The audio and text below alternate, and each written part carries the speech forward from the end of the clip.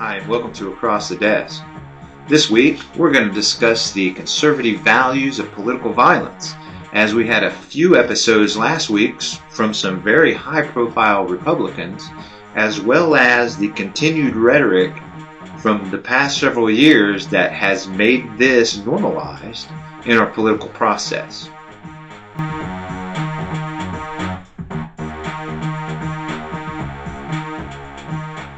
Yeah, the conservative values of political violence. Now, I've done at least one show, if not two, on this very subject. The proliferation of violence among conservative Americans, the Republicans within the United States of America, and how they've normalized it and just see it as normal rhetoric, as something that you can normally do. This is where their values are right now, and you can absolutely see it.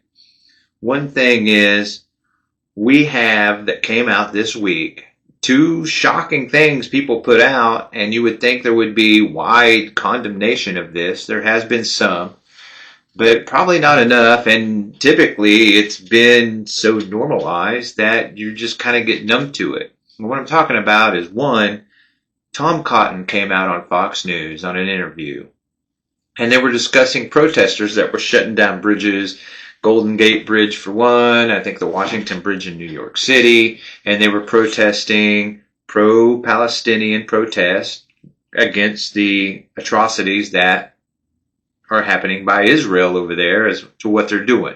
Now, I have my own opinions on that as far as, hey, I think Israel does have the ability and the actual cards in their hand to want to defend themselves from what Hamas did on the 7th. Big blunder. They probably shouldn't have done that because it just gave Israel the hand they needed to do what they're doing today. And those are the rules of war. I'm sorry, that's just how that is. But yeah, they've been brutal with it. They have killed many thousands, women and children, innocent civilians, and it's a shoot first, ask questions later, as they have even shot and killed hundreds of their own Israelis over this whole deal. Not just a shoot first, ask questions later policy, and you can tell it's not working well with the world. Well, there's these protests going on. Now, I honestly, how I feel about shutting down highways and stuff, that's probably not a great way to protest. I don't think it really gets your message out. Nobody understands what your message is.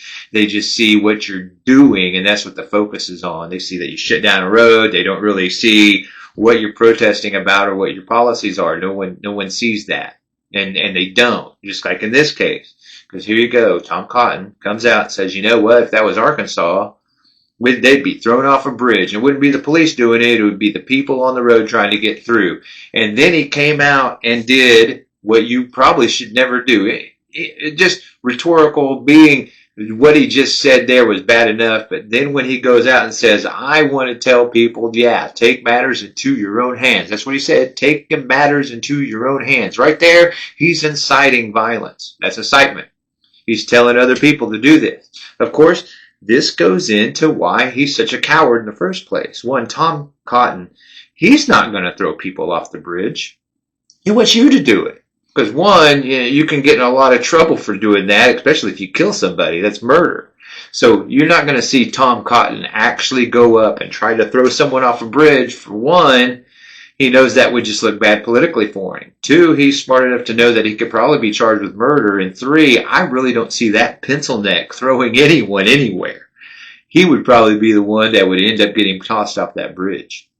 He's not a tough guy. He's not. That's why he's wanting you to do it. That's why he says, I want you to throw him off the bridge. So that's what he did, which is just outlandish and shocking right there. People doing their First Amendment protected activity.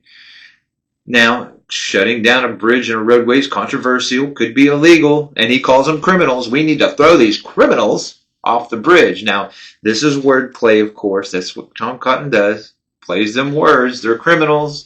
They're not citizens with rights and freedoms. So there you go. We've established already that they're criminals. They don't have rights and freedoms. So throwing them off a bridge is totally okay. And normalized thanks to the GOP and their rhetoric over the last several years with help from Donald Trump. See, that's where this all started, right? You have Donald Trump comes out with all this violent rhetoric as he's running 2016. Just beat the crap out of him. I'll pay for your lawyer. Just run him out of town. You heard it, and they normalized this. Now they keep doing it. And then you come up with what happened last week with Tom Cotton saying, hey, just throw these American citizens with rights and freedoms off that bridge. Murder him. Do it. He's inciting people to do this. Exactly what he did. And then, not only that, 2 steps beats later, we have Cary Lake, crazy as she is anyway, come out and say, hey, it's going to be a wild election year. It would be best to strap on a Glock when it comes to going to the polls this year. Now, that just leaves so much wow out there. You know, wow, you're telling people to go to the polls armed with guns. That's what you're doing so that you can win an election. This isn't about free elections here. This isn't about letting everybody vote. This is about intimidating people that wouldn't vote for Cary Lake to not show up at the polls. That's exactly what that is. I want my people to show up to these polls armed because that'll be intimidating enough to keep people home on the election day that wouldn't want to vote for me anyway. So see, show up there armed and show a display of force and violence, because those seem to be where the conservative values are today. Violence. And that's where we're at. She is telling people to strap on guns and shoot your fellow American citizen if they choose not to vote for her. Shoot them. And you're not going to see her do it. She's asking you to do it. This is all, I will beat your butt by proxy right here. I'm such a badass, I'm going to have you do it for me by proxy. That's where we're at, Tom Cotton, Cary Lake. I'm not going to throw you off a bridge. I'm not going to wear a Glock to the polling station, but you need to do that for me because, you know, they're too cowardly to do it in the first place. That's why they want you to do it. They're not actually going to do it. They're just going to fantasize about it. They need somebody tough that's way tougher than them to be able to pull that off. So they're asking their people to do this. Wear your Glock to the polling station. Throw people off bridges. This is the violent rhetoric that we're seeing from the GOP today, conservatives, that you're not seeing from Democrats and liberals. You don't see that. You don't see them doing this stuff. Not only that, I mean, we're talking about people that just came out not just a few weeks ago on the GOP side talking about murdering immigrants. These immigrants, they're dirty, they're filthy, they're criminals, they're illegal. We call them illegal aliens, right? They're illegal. So if they're illegal, they're criminals. They deserve to be shot. And that is exactly what they've been saying. That's exactly part of the rhetoric they're talking about. We also saw, militiamen down in Texas being arrested by the FBI because they're talking about killing migrants. They had a sniper down there that got arrested, and his whole deal was, I'm going to start a war. That's my whole deal. I'm doing this, going to kill some immigrants, kill them, human beings, conservatives, going to kill somebody so that we can start a war and kill more people. See, because this is where they're at. This is where their brains are when it comes to the conservative values of political violence. This is exactly what they're doing. This is exactly the way they're going, and you can see it time and again. And this has been going on for several years now, 6, 7 years. Here we go, but political violent rhetoric comes on, and now it's just become normalized, and they keep pushing that envelope further and further. And now we have militiamen saying we're going to start snipering people so we can start a war, so we can kill more people. And we get to that point there. We have the Cary Lakes, we got the Tom Cottons, we even got the Roger Stone, where it came out last month. Roger Stone, and I think I've talked about this before. Roger Stone was caught on a tape talking about how certain Democrats need to die. And he's not talking about just any old Democrats. He's talking about elected officials in powers of leadership that voted in by their constituency. Eric Swalwell and Jerry Nadler. Those guys, he said, we need to kill them.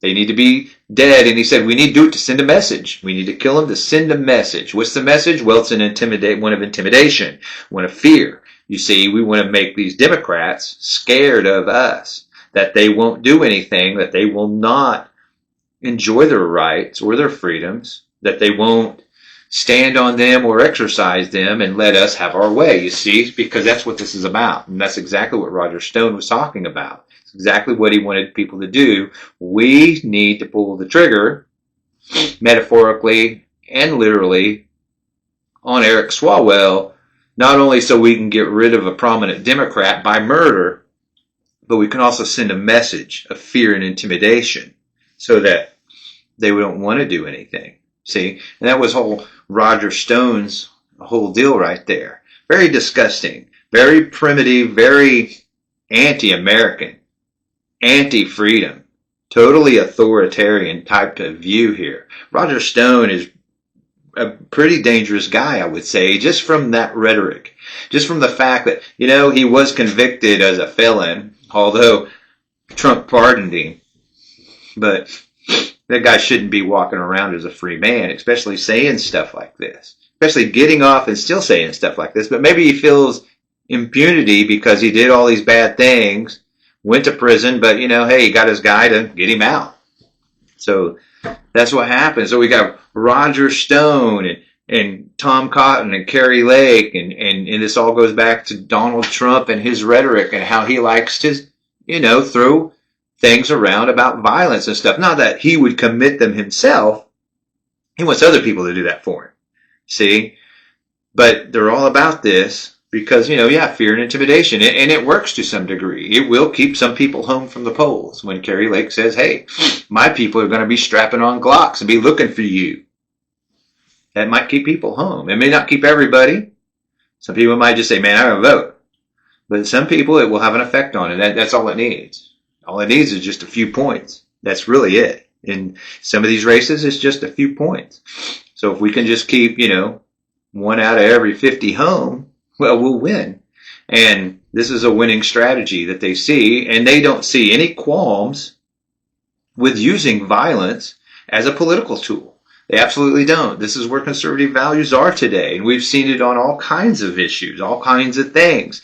They love being sadistic in a way. They love being sadist. You see it against the LGBTQ community, and the things they've done to them, even firebombing places, firebombing Planned Parenthood and a donut shop that is owned by a drag queen, doing things like that, and setting off pipe bombs at places and everything else. This is where the GOP is today. This is exactly where they're doing. And when it comes down to it, and the polling, you see that 1 in 3 Republicans today justify using violence to get the country back to where they want it. They want it, to where the conservatives want it. In order to get the country back to where they want it, 1 in 3 see that violence may be necessary in order to do that. Why would violence be necessary? This is supposed to be a free country. Well, what it is they believe in their own freedom. They just don't believe in anybody else's who they disagree with or may disagree with them on policy. Even if nothing is, you just have a different idea, they want to kill you for it because it's a threat to them. And I'm not so sure where they get to where they're at today. I mean, I know where it all starts. It starts with Donald Trump saying, just punch him in the face. Just drag him out of here. Break his limbs. Don't worry, I'll pay your lawyer fees. That's where it starts. And then it comes down to where Tom Cotton's telling people to throw people off a bridge. Where Cary Lake's telling people to wear your Glock to the polling place. And where Roger Stone is saying, we need to off Eric Swalwell because, we need to send a message. Well, that's across the desk for this week, talking about the conservative values of political violence and how they like to use it as a tool these days. Anyway, as always, we'll be seeing you guys next week.